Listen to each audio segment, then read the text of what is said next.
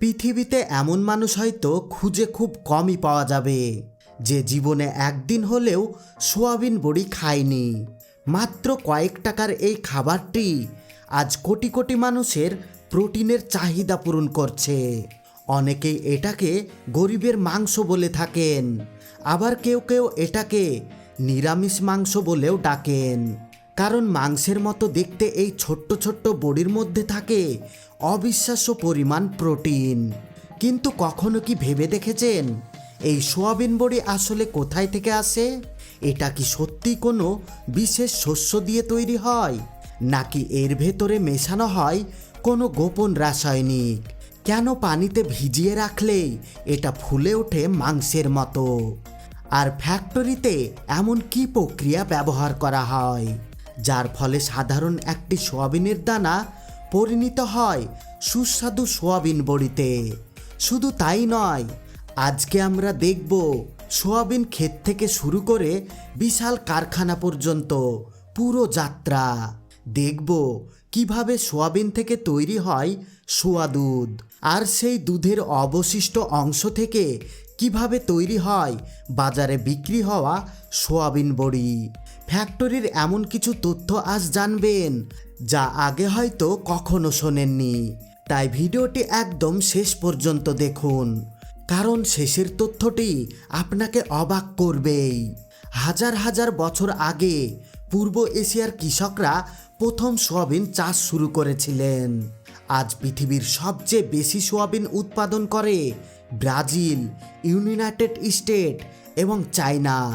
প্রতি বছর crore crore ton soybean উৎপাদিত হয়, আর এই একটি ফসল থেকেই তৈরি হয় রান্নার তেল, পশুখাদ্য, সোয়া দুধ, টোফু, সস এবং আমাদের পরিচিত সোয়াবিন বড়ি। চলুন প্রথমে যাই সোয়াবিন খেতে। সাধারণত উর্বর মাটিতে কৃষকরা সোয়াবিনের বীজ রোপণ করেন। বীজ রোপণের কয়েকদিন পরে ছোট ছোট সবুজ চারা মাটি ভেদ করে বেরিয়ে আসে। ধীরে ধীরে পুরো মাঠ সবুজ গাছে ভরে যায়। কয়েক মাসের মধ্যে গাছে শুঁটি ধরতে শুরু করে। প্রতিটি শুঁটির ভেতরে থাকে 2 থেকে 4টি সোয়াবিন দানা। এই সময় কৃষকরা সবচেয়ে বেশি যত্ন নেন, কারণ অতিরিক্ত বৃষ্টি, পোকামাকড় বা রোগ পুরো ফসলকে নষ্ট করে দিতে পারে। প্রায় 100 থেকে 120 দিনের মধ্যে শুঁটিগুলো শুকিয়ে বাদামি রং ধারণ করে। এটাই ফসল কাটার সঠিক সময়।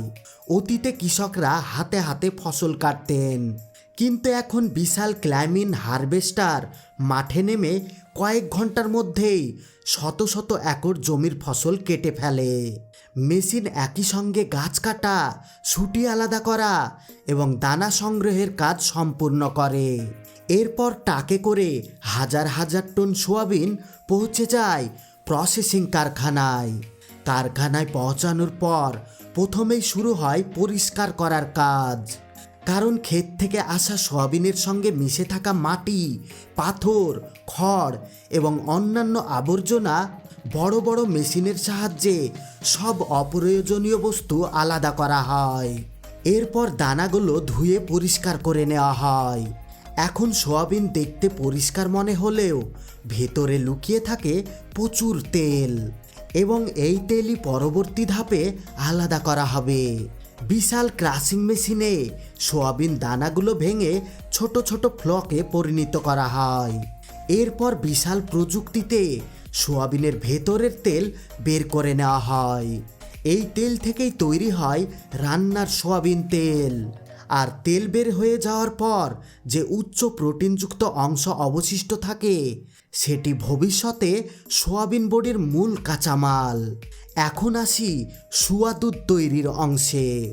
অনেক মানুষ মনে করেন সোয়া দুধ গরুর দুধের মতো কোনো প্রাণী থেকে আসে। আসলে বিষয়টি সম্পূর্ণ ভিন্ন। পরিষ্কার সোয়াবিন প্রথমে কয়েক ঘন্টা পানিতে ভিজিয়ে রাখা হয়। এতে দানাগুলো নরম হয়ে যায়। এরপর শক্তিশালী গ্ল্যান্ডারে সেগুলো পিষে পানির সঙ্গে মিশিয়ে তৈরি করা হয় ঘন সাদা মিশ্রণ। দেখতে এটি অনেকটা দুধের মতো। এই মিশ্রণকে উচ্চ তাপে রান্না করা হয়। এর ফলে কাঁচা গন্ধ দূর হয়ে যায়। এরপর বিশেষ ফিল্টারের মাধ্যমে তরল অংশ আলাদা করা হয়। এই তরল অংশই হলো সোয়া দুধ। কিন্তু মজার ব্যাপার হলো সোয়া দুধ তৈরির সময় যে আঁশযুক্ত অংশ অবশিষ্ট থাকে তাকে ফেলে দেওয়া হয় না, কারণ এর মধ্যেই থাকে প্রচুর প্রোটিন। ফ্যাক্টরিগুলো এই অংশকে বিভিন্নভাবে ব্যবহার করে। এখন শুরু হচ্ছে সবচেয়ে গুরুত্বপূর্ণ ধাপ, সোয়াবিন বড়ি তৈরির আসল রহস্য। তেলযুক্ত উচ্চ প্রোটিনযুক্ত সোয়াবিন ময়দাকে প্রথমে নির্দিষ্ট পরিমাণ পানি দিয়ে মিশ্রিত করা হয়। এরপর এই মিশ্রণ চলে যায় এক্সকিউডার নামের বিশাল মেশিনে। এই মেশিনের ভেতরে তাপমাত্রা এবং চাপ এত বেশি থাকে যে সাধারণ গুঁড়া সোয়াবিনের গঠন সম্পূর্ণ বদলে যায়। প্রোটিনের অণুগুলো নতুনভাবে সাজতে শুরু করে, ফলে তৈরি হয় মাংসের মতো আঁশযুক্ত টেক্সচার। এটাই সেই প্রযুক্তি যার কারণে সোয়াবিন বড়ি রান্নার পর অনেকটা মাংসর মতো অনুভূতি দেয়। মেশিনের মুখ দিয়ে যখন গরম মিশ্রণ বের হয় তখন সেটিকে ভিন্ন আকারে কাটা হয়, কোথাও গোল, কোথাও চৌকো, আবার কোথাও বড় বড় টুকরো তৈরি করা হয়। এরপর বিশাল ডায়ারে ঘন্টার পর ঘন্টা শুকানো হয়। শুকানোর ফলে ভেতরের আর্দ্রতা কমে যায় এবং তখনই তৈরি হয় আমাদের পরিচিত শুকনো সোয়াবিন বড়ি। কিন্তু এখানেই শেষ নয়, প্রতিটি ব্যাচ ল্যাবরেটরিতে পরীক্ষা করা হয়। প্রোটিনের মাত্রা, আর্দ্রতা এবং খাদ্য নিরাপত্তা নিশ্চিত করা হয়। যদি কোনো সমস্যা পাওয়া যায় পুরো ব্যাচ বাতিল পর্যন্ত করা হয়। এরপর সক্রিয় প্যাকেজিং লাইনে সোয়াবিন বড়িগুলো ওজন অনুযায়ী প্যাকেটে ভরা হয়। প্রতি মিনিটে হাজার হাজার প্যাকেট তৈরি হয়। রোবোটিক সিস্টেমে সেগুলো কার্টনে ভরে গুদামে পাঠিয়ে দেওয়া হয়। সেখান থেকে ট্রাকের মাধ্যমে পৌঁছে যায় দেশের বিভিন্ন বাজারে, আমাদের ছোট ছোট মুদির দোকানগুলোতে। এখন হয়তো আপনার মনে প্রশ্ন জাগছে, সোয়াবিন বড়ির মধ্যে কি সত্যি মাংস মেশানো হয়? উত্তরটা হলো না। আসল সোয়াবিন বড়ি সম্পূর্ণ উদ্ভিজ্জ প্রোটিন থেকে তৈরি হয়। এতে কোনো পশুর মাংস বা চর্বি থাকে না। তবে বিভিন্ন কোম্পানি স্বাদ বাড়ানোর জন্য অনুমোদিত ফ্লেভার ব্যবহার করতে পারে। আবার অনেক সময় বিদেশি যে সোয়াবিন বড়িগুলো হয়, যেগুলো আমাদের দেশে তৈরি হয় না, সেগুলোতে পশুর চর্বি পর্যন্ত থাকে। কারণ এই চর্বি থাকার ফলে সোয়াবিনের স্বাদ আরও 10 গুণ বেড়ে যায়। অনেক বিদেশি কোম্পানি শুকুরের চর্বি পর্যন্ত মিশিয়ে থাকে। কিন্তু একটা জিনিস মনে রাখবেন, আমাদের দেশের সোয়াবিন সম্পূর্ণ উদ্ভিজ্জ। এর মধ্যে কোনো পশুর চর্বি বা মাংস থাকে না। আর সবচেয়ে অবাক করার বিষয় হলো 100 গ্রাম শুকনো সোয়াবিন বড়িতে অনেক সময় সাধারণ মাংসের কাছাকাছি পরিমাণ প্রোটিন পাওয়া যায়। এই কারণে সারা পৃথিবীতে নিরামিষভোজীদের কাছে এটি এত জনপ্রিয়। তাহলে আজ আমরা দেখলাম একটি ছোট্ট সোয়াবিন দানা কিভাবে কৃষকের মাঠ থেকে যাত্রা শুরু করে।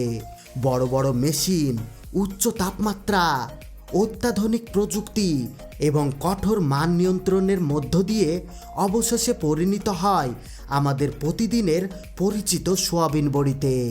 যেই খাবারটিকে আমরা সাধারণ মনে করি তার পেছনে লুকিয়ে আছে বিশাল এক শিল্প এবং অবিশ্বাস্য বিজ্ঞান। ভিডিওটি যদি ভালো লেগে থাকে তাহলে একটি লাইক দিন, চ্যানেলটিকে সাবস্ক্রাইব করুন এবং কমেন্টে লিখে যান আপনি কি আগে জানতেন যে সোয়াবিন বড়ি আসলে সোয়াবিনের প্রোটিনকে বিশেষ প্রযুক্তিতে রূপান্তর করে তৈরি করা হয়।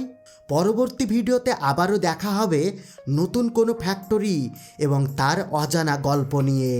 ধন্যবাদ। সবাই ভালো থাকবেন, সুস্থ থাকবেন।